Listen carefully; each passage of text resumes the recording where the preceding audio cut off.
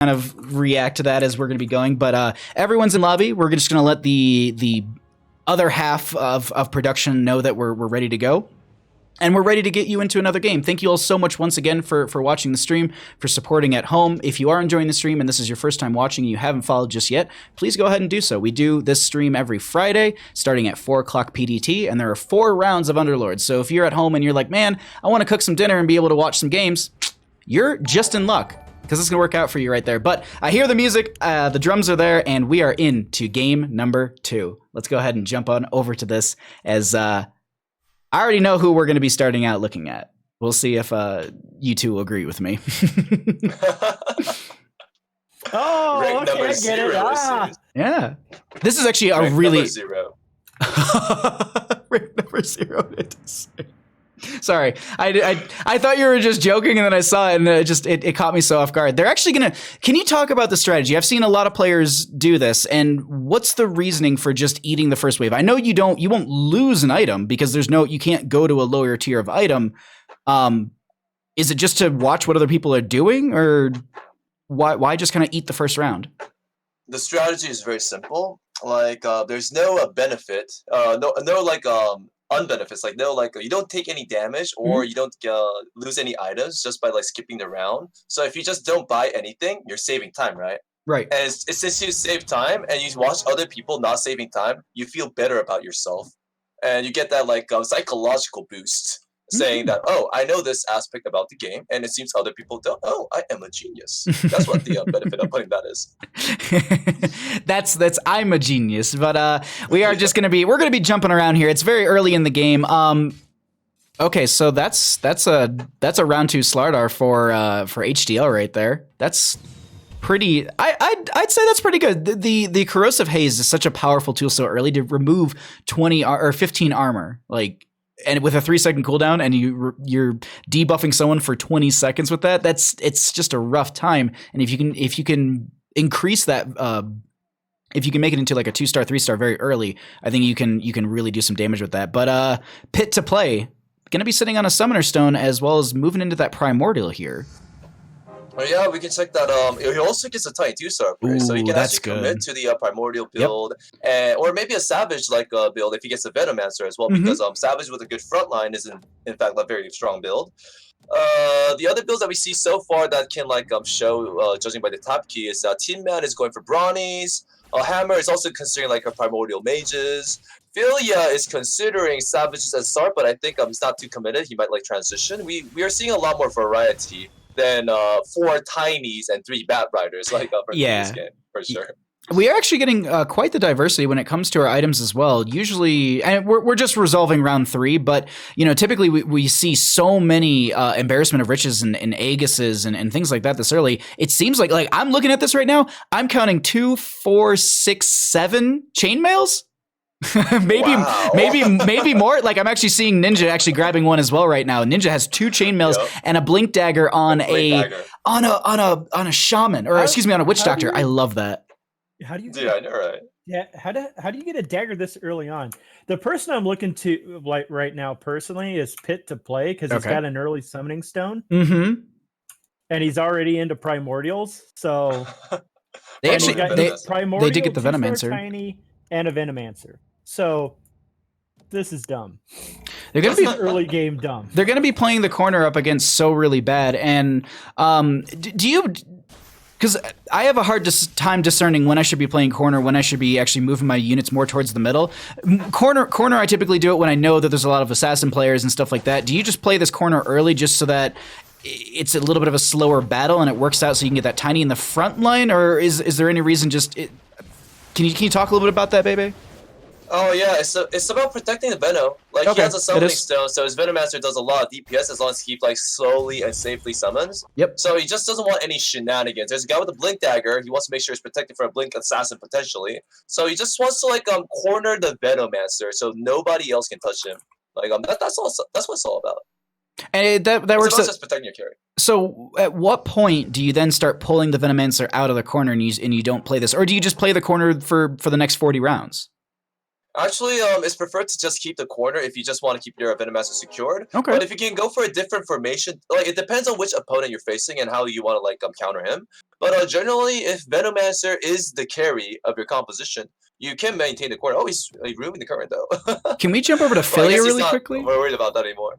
Can we jump over to Philia, who's going up against Hammer, and they got 4 Knights already. Round 5. I mean, they're all 1-star, but still, to get a Chaos Knight, Omni Knight. I mean, the Omni Knight's a big one because I think that's what, tier 4?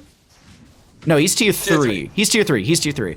But just to be able to get that so early, that's huge in my opinion. In a round 5, because there's like a really minuscule chance to be able to grab that, and this is going to be a pretty strong start for them. They could probably carry into comfortably round 10 with these 4 Knights, so long as they're still buffing them up and getting a higher star value on them.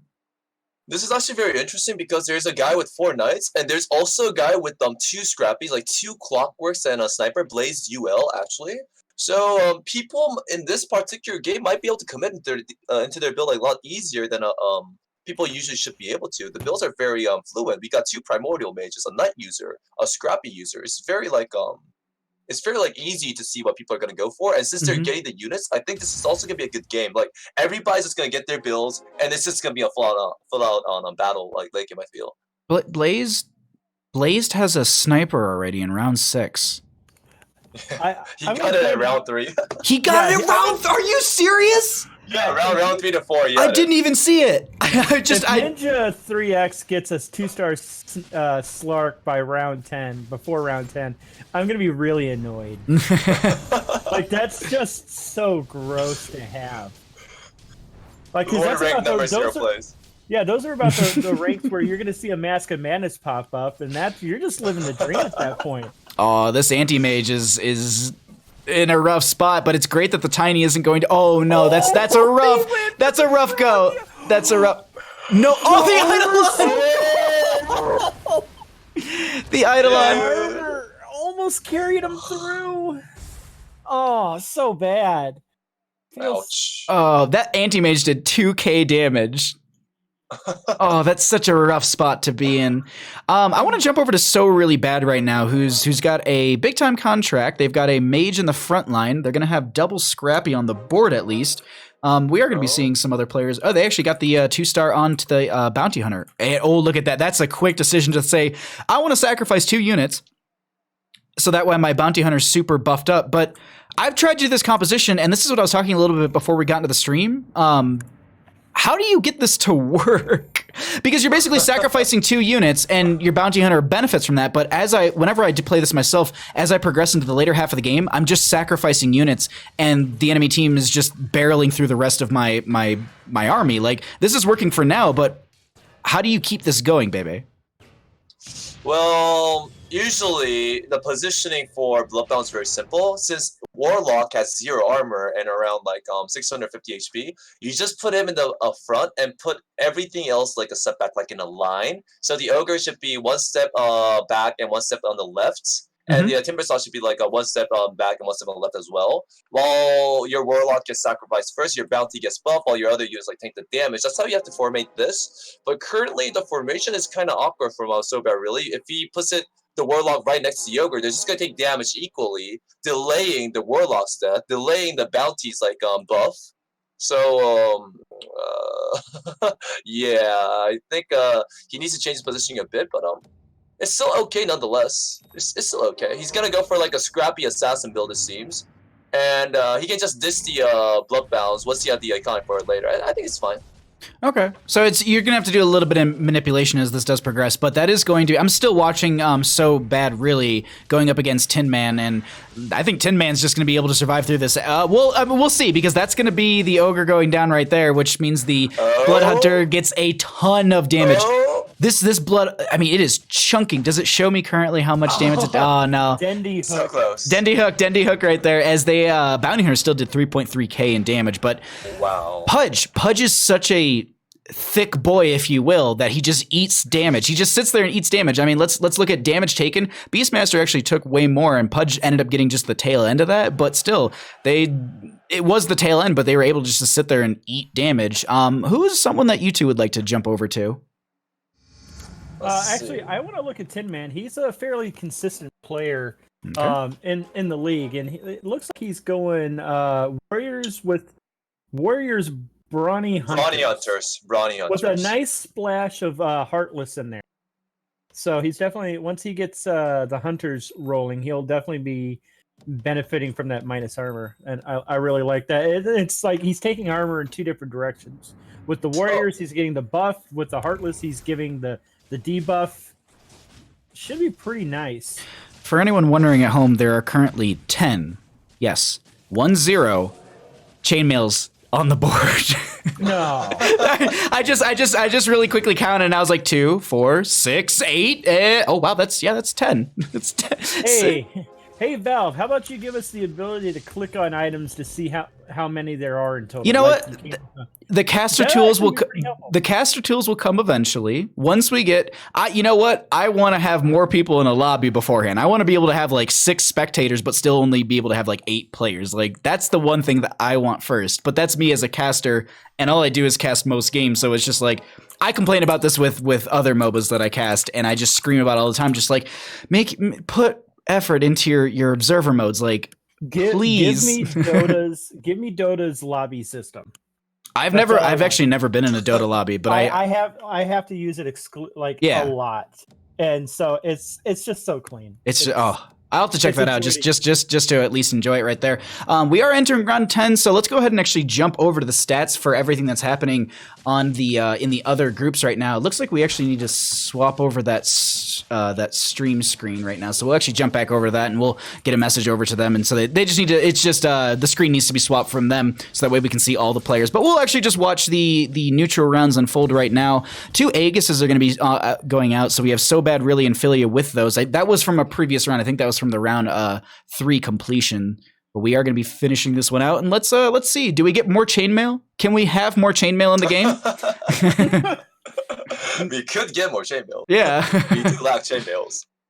The interesting thing about this game so far is that everybody's build is almost like very clear so far. Ninja is gonna use Slark and Terrorblade as a carry while creating a scrappy frontline for now, it seems. I think he's gonna transition to Lucis, judging by his bench state. Tin Man is going to go for Brawny Hunters for sure. Blaze UL is going to go for Scrappies. Pit 2 Play is going to go for Primordial Mage Assassins. So Bad Really is thinking about his build, but I think he's going to go for Scrappy Assassins. HDL Juxi still has not decided his build, but he's going to go for some sort of Warrior transition. I'm actually really excited about what HDL can do in that situation. Philia is going to go for Knights, and Hammer is also going to go for like a Mages. So everybody's built so clean, which I do like compared to like the previous game for sure. I'm going to be jumping over to our zero rank point Lord of the Spire Ninja over here, who hopefully will be going into 9 assassins and living the Bahamut dream of being extremely toxic in some of his rank games.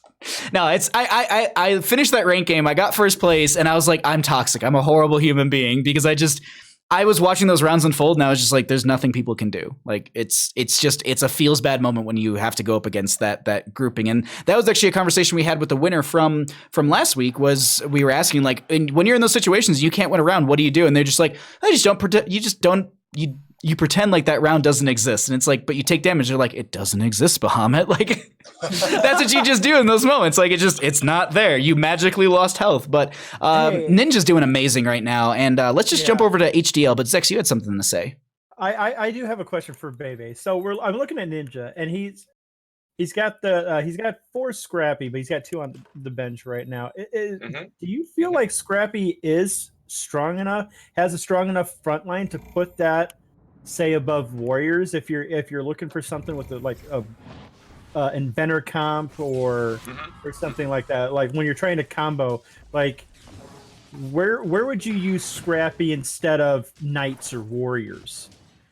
Scrappies, well, generally Scrappies are very relatively high cost units. There's only like 2 and 3 cost Scrappies, which are only like 1 bounty hunter anyways. The thing about Scrappies is that you really want Scrappies if nobody else is going for Scrappies, and if you're offered Scrappy upgrades like the Timbersaw 2-star, maybe a Tinker 2-star. Otherwise, if you don't get like the Scrappies upgraded, they will lack damage. And even though Scrappy synergy allows your units to be very tanky, if you lack damage, it doesn't really mean much. So in this situation, the reason why Ninja is not like throwing in in the Scrappies right now is because if he just puts in the Scrappy synergies at the moment, he does lack DPS. So he just wants the Timbersaw as a tank liner, Anti-Mage tech liner, to buy enough time for his Bloodbound Slark to kill his opponents. I think that's the strategy he's going for at the moment. Relative to Knights, it's all about like choosing a front line. In the end, Scrappies, what they do is that they're very tanky.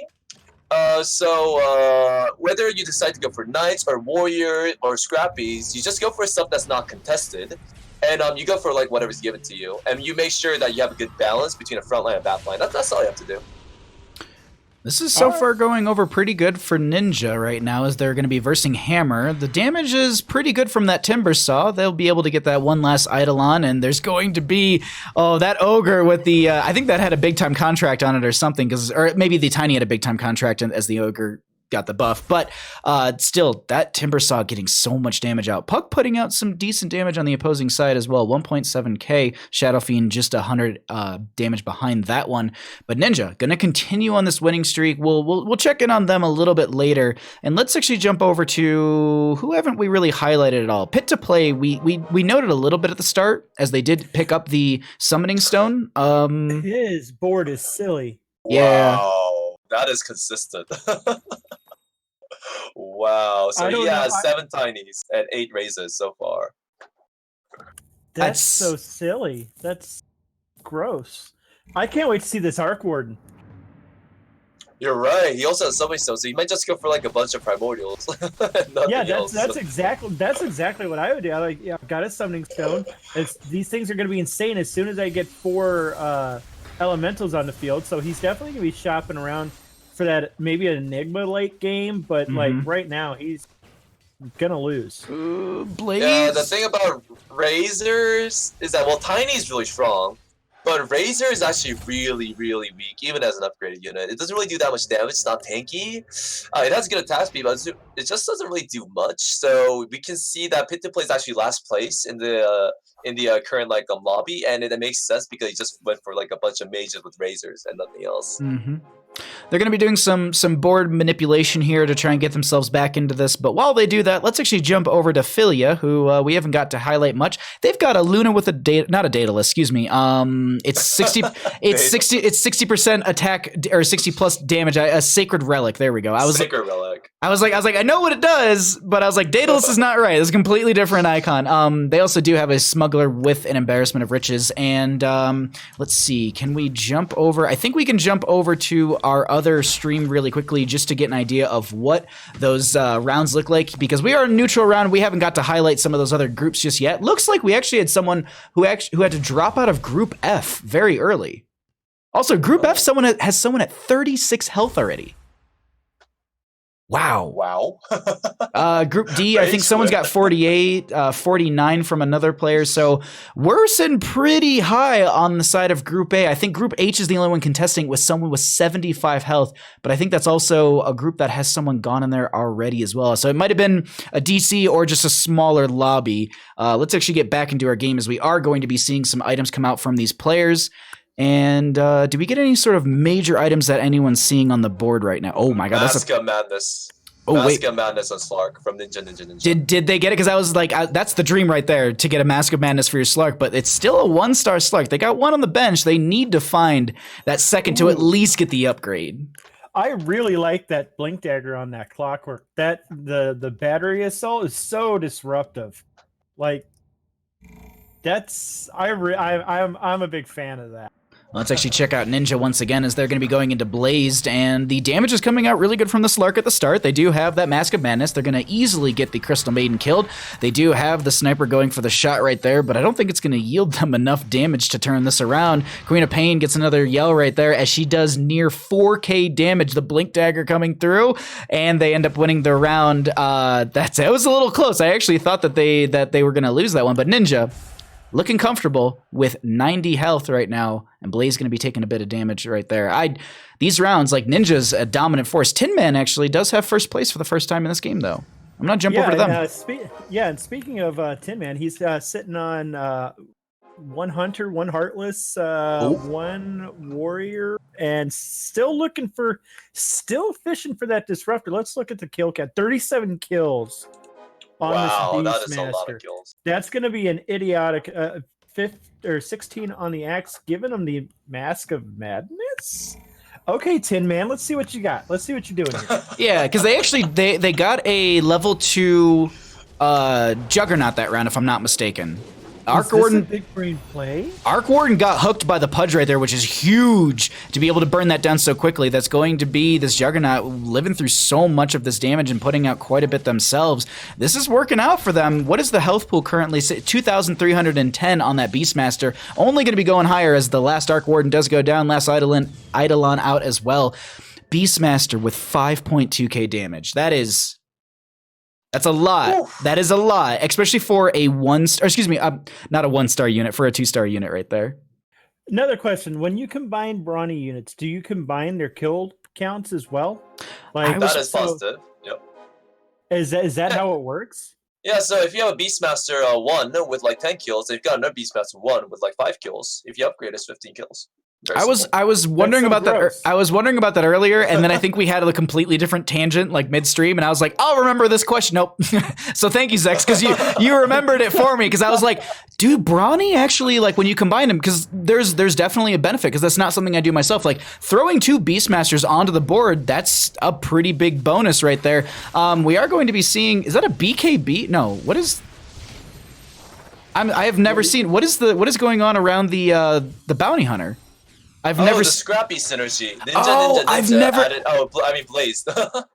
Blaze added 4 Scrappies, so every Scrappy unit gets a Scrappy bonus. They get +9 armor and +8 HP regen, I think. I never seen that little animation around them. That was just new for me. And I was like, oh, I was like, what item do they have? Because I was like, is that what BKB looks like? But there's no way they get it by now. Like, that's not possible. But okay, whew, I was losing my mind there for a second. Let's jump back all the way to the bottom over to So Bad Really, who had the big time contract on, I think it was that Bounty Hunter. They actually have the Arc Ward now, Blink Dagger on their Timber Saw in the corner. This is a little. I'm curious to see how this is going to work out for them in this round 19.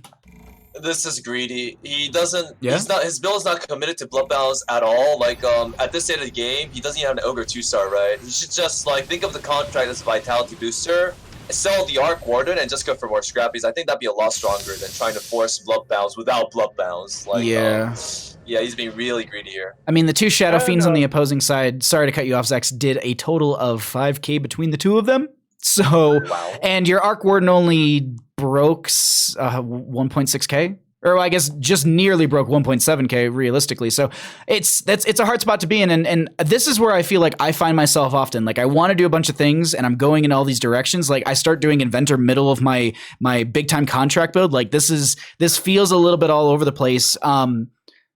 Really quickly though, I wanted to ask this. Is there any sort of benefit to holding units that you know you'll never use? For example, Ninja is going to be having that Slark that they're looking for, the 3-star at this point because they have the 2-star already. But is there any sort of value for So Bad Really to be holding onto 2 Slarks if they never put them on the board? Like, does that deny units to the opposing players by just having them on your bench? The thing about So Bad Really's build right now, judging by his P, I think he had 2 PA starting from round like 9 or 11 or somewhere like that. Okay. I think he was going for a Scrappy Assassin build. I think that was supposed to be his build, but he just couldn't find them. But at this point in the game, he cannot transition into anything else. There's no other build that he can go for, except for maybe 6 Scrappies and Arc Warden and for DPS. So he should, like, that's a good point. He should just sell the Slarks and P at this point because he is definitely not going to get Slark 3-star. Even if, like, all the Slarks in the world showed up, he doesn't have the economy to buy them anyways. So, yeah, he's in a very tough spot. That is for sure. We did see not a big time contract. We saw, oh my God, I'm blanking on the name. It's Friends and Family discount, as well as, I saw a couple good items. There's a Black King bar as well, and then a Scythe. So those are the 3 items that I caught coming through from the winning players of those rounds. And it looks like the majority of our pool right now is going to be at 8. And looks like actually So Bad Really is going to be out of this one, or they might. Oh no, they're back. Okay, they DC'd for a second, and then they said, you know what? I'm coming back into this. I'm gonna be able to turn this around. Round 21. This is my round. I'm gonna be going into Blaze, and I'm gonna be doing a whole lot of damage. The sniper's gonna be able to get a just snipe onto my Arc Warden in the backline, but that's okay. I've got a lot of damage, and I'm going to be able to pick off that sniper. They actually are going to be turning this around very well. And scrappies. Wow. There you go. I mean, Arc Warden with 4,000 damage. The enemy side, Sniper getting a lot out themselves, but the majority of that is from that big Assassinate. So, hey, you never know. This could be the round that really does turn it around for them, and they also do have another Blink Dagger. Is there anyone that you two want to jump over to, as we've been kind of on the bottom and the top? We haven't really jumped around the middle. Actually, I'm looking at Blazed Ol right now, and he's on the verge of 6 scrappy. So he's fishing for either a techies or a gyrocopter will pinch for the environment. Correct. That was a snap. Oh, that's the techies. Sorry, I can see the shop. They have techies right now in their shop. Oh, they have techies? It's techies, so they're going to wait, and you're going to see it right there. That was actually, I don't know if you guys caught it, but there was a really, really quick moment where they saw that Lich that just got put on the field next to the puck that's right there, and they just immediately sold their 2-star Ogre. That would it was a snap decision. Like, Lich came through, sell the Ogre, and go for 1 reroll. Unfortunately, Philia will be able to take this round in a fairly dominant fashion. This Luna getting a whole lot of damage out, as well as the Chaos Knight. They themselves put out a decent amount, but it's still, I think a lot of these players are hinging on that Sniper burst in a sense. The Sniper does have a Black King's bar, but it's in the corner, and I believe the Black King's bar gets triggered as the first enemy unit gets full mana. And if you're in the back corner, that's not gonna do really much for you. I think this would be stronger on something like a frontline unit. Don't you agree? Yeah, I completely agree. I don't know why he went for a Black King bar in the first place. Maybe he was just really afraid of the mage guy. There are 2 mages in the game, but I would put the Black King bar on the techie so that it would be guaranteed ultimate for sure. That's actually a really good point too. Yeah, because your spell immune for 7 seconds if I read that correctly. Equipped hero becomes magic immune for 7 seconds once the first enemy has 100% mana, and so you can see you can actually see that giant yellow glow going around them right now.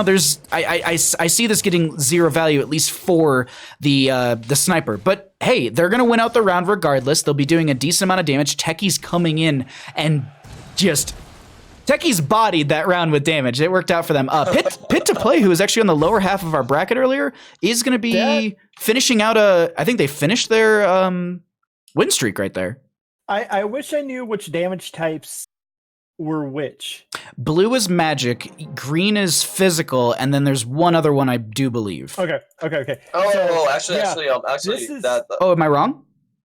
Yeah, the blue is all sources of non-auto attack damage, actually. So pure damage, magic damage, and even physical damage or item damage shows up as blue. Oh. So just think of the green as auto attack damage and blue as anything that's not an auto attack.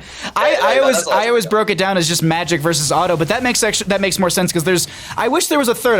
I wish there was a red or a yellow to be all right, this is your magic. Magic is blue, and then you have yellow for item, and then you have green for auto attack damage, and maybe I don't think they would need a fourth. I don't think there's a realistic. They should do that, but they're not doing it at the moment. Anyways, I'm sorry for interrupting Zex. No, you're fine.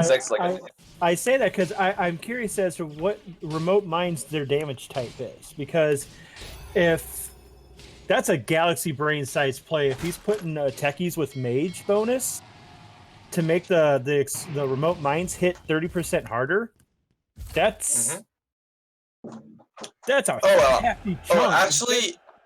Actually, the method for checking damage types is if you go to settings, there's something called season info, right? There's return to game, season info, settings, and main menu. If you go to click the rightmost, highest button there, if you go to season info and click on a certain hero, for techies for example, you can check his cooltime, you can check his mana cost, and you can check his damage type.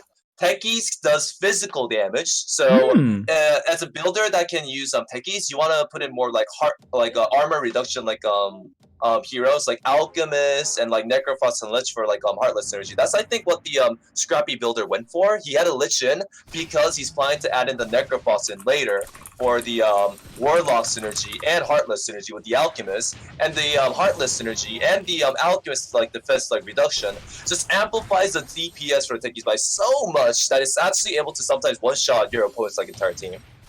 I feel like I have seen something like that where a techie's just bodied the majority of a team right there.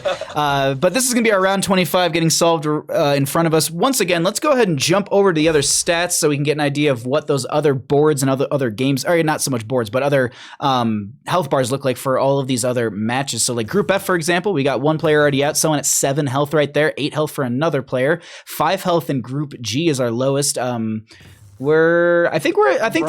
Oh my God, Group H, someone has 85 health still in round 22. It's pretty. That's a comfortable spot. But those are also some of the people that I feel like get knocked out pretty easily. I just saw also in our main game, someone just got a level 3 Beastmaster. Nice. That's gonna be Tin Man. Brawny. Oh, I want to see this unfold. They've got 4 Brawny. How much? He got what he wanted, and he's got that 50 kill count. Oh my God. Oh, this is gonna be gross. What's Beastmaster's health? What is it? So it's 2,400 baseline. It just jumped up to 5,000. Oh my God, that's insane. You have to put in so much damage to actually take down this front line, and I love this. Like, this Slark in the back line is just living and actually shredding through the axe, but unfortunately, the axe doesn't even go down. The axe managed to stay alive and I think get a little bit of healing somehow, some way. This blows me away. I can't believe how much damage also even came out from the Beastmaster. That is true. This is the #1 build in the current meta right now. Well, yeah? I don't know, like with the new introduction of the new legendary meta, but for sure, before today, if you were to pick one build that you want to get first place with, you go for the Brawny Hunter build for sure. So Tin Man for sure, since he found like the majority of his carries. He's also almost close to Lycan 3-star as well and Juggernaut 3-star as well. He will be in the top 2 spot for sure, I think, during this game. Sitting on some really great items. As you were saying, Zex? I don't want to worry you guys, but we have Please a do. 3-star Tinker on the field with Ninja. I'm checking out Ninja. Wow. Ninja with 28 health right now, going into Hammer. Let's see how they do in this round. They're going to be able to jump into the backline, easily shred through one of the players. The Morphling is going to be able to respond and get a kill themselves. This will be one of the Eidolons coming out as they do go down. Some huge explosions going out in that backline. Seems like Hammer should be able to control this. That Queen of Pain, unfortunately, not going to be able to put in enough damage. They did do roughly 7,800 themselves, but they Shadow Fiend on the opposing side answered back with the 7,000 damage themselves. So really good plays coming out from both those sides, but Ninja starting to fall a little bit here. The Hammer also a little bit low, but holding their own in this in our game number 2. Actually, I'm very interested in Hammer's build. Yeah, I'm over to it. I rarely see this build where you use Shadow Fiend and DK as your main carry instead of like mage assassins. Well, what do you guys think about this build? Zex, if you have a note on it, please, by all means.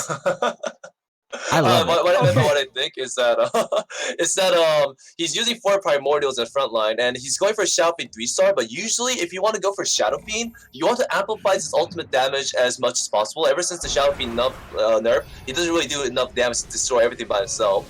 So instead of firing primordials, it's better to go for actually 6 mages in this composition. So I'm actually very interested why he went for primordials instead of 6 mages, and I was wondering about your opinions of that. Like, do you guys like 6 mages? Do you guys like primordials more or stuff like that? What do you guys think about 6 mages in general? I like 6 mages personally. I like a nice 4 or 3 or 4 warrior with 6 mages. It just feels like it gives it enough beef in the front. This particular build, I feel, is like right on the verge of greatness. Like, if he gets a 3-star Razor out and a 3-star Tiny out, he may be able to coast off of what he has and get a nice, decent high placing. But it's really dependent on him getting these, like, fishing for these last 2 units that he's clearly simply not getting. See, he's sitting on one. Yeah, they've been rolling to 0 consistently. So Bad really actually will be taking 8th place. We didn't catch that earlier, but they did get knocked out right there. We're going to stay on Hammer for now. They're going to be going up against Pit to Play, who does have 46 health right now. That's going to be the toss onto the Tiny. There's a lot of damage coming out into this backline. These pucks are just pushing out the damage. The enemy, actually, the Lich, the Lich was the main damage right there. 6.2k coming out from that 2-star Lich. Pit to Play. I got to see what you're doing over here. He's got a Bracers of Desperation on him. I love it. I love that. There's also a pipe on Ultimate people. Pipe of Insight too. Yeah, the pipe is really clutch for that other mage comp, but like this is so good. Also 2 summoning stones. Hello. Does he have 2? Yeah. Pit to play has 2 summoning stones and a 2-star Arc Warden. So do we just want to? So do we just want to call this wrapped up and done? Because that's kind of how it's feeling. It's definitely gonna be. It's 2-star Arc Warden with 2 summoning stones, so that's 90 extra attack speed. That's better than a Moon Shard for that Arc Warden clone.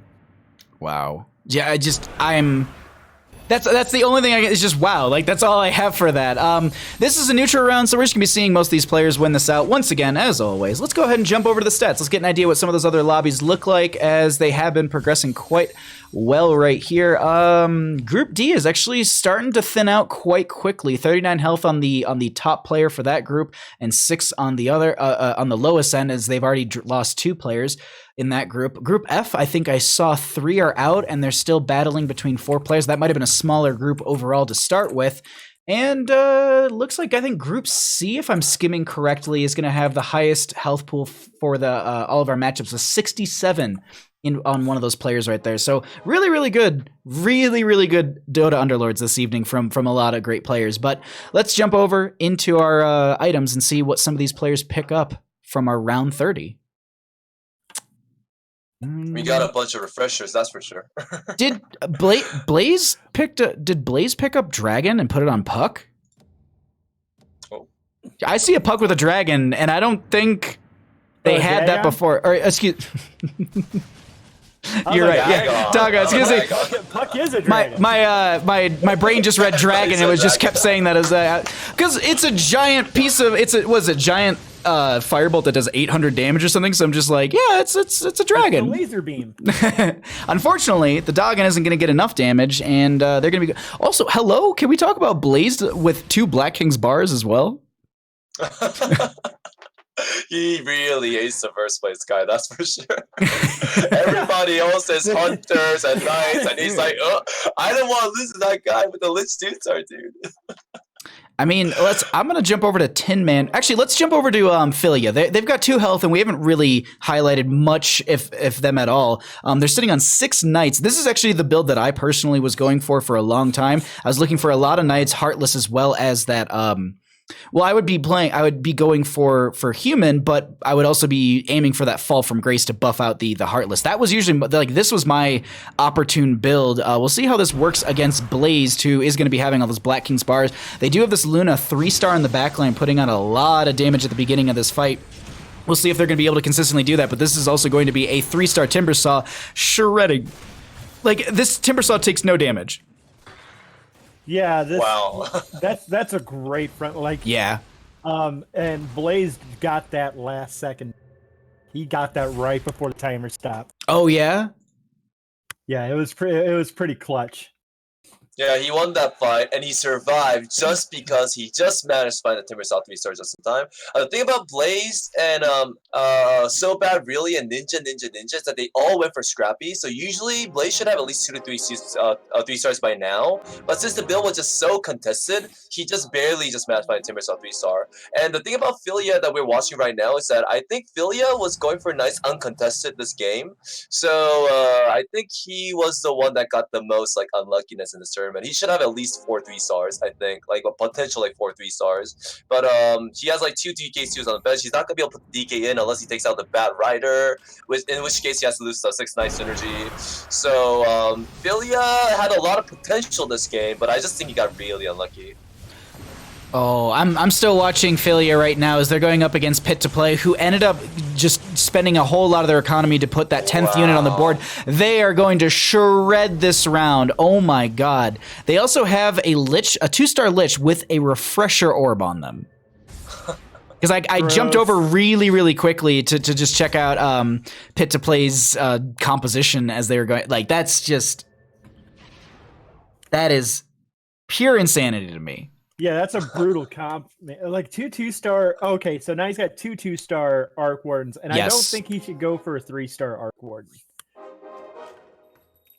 That is correct. Actually, he can go for it now because he doesn't have items. If he had like 2 items, then it's better to better to go for like 2 Arcor and 2 stars. But since he has like 0 items, he actually got really unlucky with the items. He has well, he got, of course he has 2 summoning stones, but after the refresher, he doesn't have any like Maelstrom. He has no Dagons, no Scythes to support with the Arc Warden. So it's actually kind of he's super lucky. But he's also kind of sad at the same time at the moment. Okay, question. What about the Pipe of Insight on that other Arc Warden without an item? Oh, yeah, that would be actually much more valuable, especially if you don't have a specific unit you want to protect. There aren't really any much like other sources of magic damage in the lobby left. Like, there's only Hunters and like a legendary build left, right? So, since the Arc Warden does have any items left, I think it could be okay to just put the pipe on him. I think that's a good idea. There's actually especially better than Puck. I really like goofy items like Arcane. Well, not anymore, but when Arc Warden still had a mana pool, I liked putting Arcane boots on them. I still think Mechanism is low key really strong on Arc Warden just because it'll keep popping. You're right. If you have your positioning correct, like that clone should always spawn ahead of Arc Warden, so it should always get attacked first. You know what I actually really like the mechanism on, and it's what HDL is doing with these 2 Tide Hunters, is actually putting your mechanism on said Tide Hunter and then kind of grouping around that, because you know you're going to be getting a whole lot of healing. As I say it, and I'm actually watching it on stream, the 2 Tide Hunters get obliterated by this dragon, but that's to be expected because I talked about it. It did get the mech. You saw it. It did get the mech off. So I mean, value. It survived an extra hit. That's and in some situations that's all you need. I mean, look at some of the early game fights with those Eidolons where it was I'm picturing the Eidolon versus the Anti-Mage, and just that back and forth where they barely get out. They barely get that win out with the Eidolon because the Anti-Mage it was a little too slow in the attack speed. This is why you always go for Gloves of Haste at the early games. at least that's what I've always been told. Like, it's just like if lesson learned. I mean, the other thing to note too is we're on round 36, and I don't think we got to highlight many of the items, or at least we kind of skipped over them. But there's 2 refresher orbs for HDL. One of them's on the Medusa. One of them's on a Tide Hunter. Yeah, I don't agree with it being on the Tide Hunter, or not the Tide Hunter. The Medusa. I think either. Doom or not Silencer. He's not in yet. Disruptor. Enigma for sure. Yeah, Disruptor, Doom, Enigma, because like his opponent is brownies, so he wants to do as much pure damage as possible. Only Enigma will be able to kill off these brownies off. So yeah, he's gonna take a lot of damage. Oh wait, yeah, he's gonna take some damage here. That's not enough to knock him out, is it? No. Oh, thank God. He has a lot of potential, that's for sure. All right, and the big thing to note for anyone at home really, really quickly is no one has an Aegis. If you get knocked out, you're out.